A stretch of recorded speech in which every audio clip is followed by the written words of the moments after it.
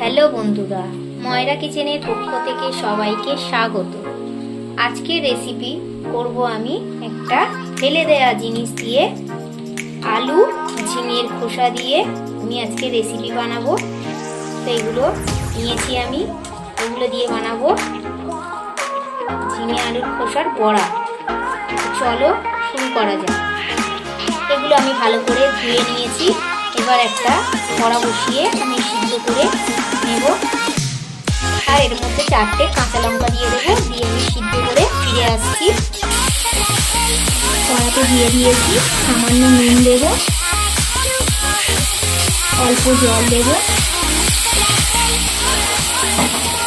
একটা ঢাকনা দিয়ে ঢাকা দেব।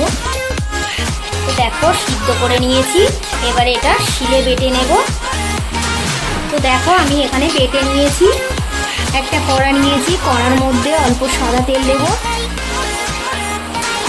অল্প কালো জিরে দেব, বাটাটা দিয়ে দেব, ভালো করে নেড়ে নেব। সামান্য গোলমরিচ গুঁড়ো দেব। এবারে নামিয়ে নেব। নামিয়ে নিয়েছি। এবার ওর মধ্যে 2 চামচ বেসন দেব,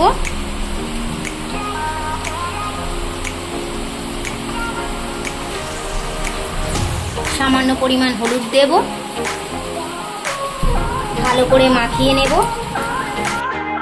1 চামচ কর্নফ্লাওয়ার দিয়ে দিচ্ছি, ভালো করে মাখিয়ে নেব। রেডি করে নিয়েছি মাখাটা। একটা কড়া নিয়েছি, সাদা তেল দেব। তেল গরম হয়ে এসছে। এবার এক এক করে বড়াগুলো দিয়ে দেব।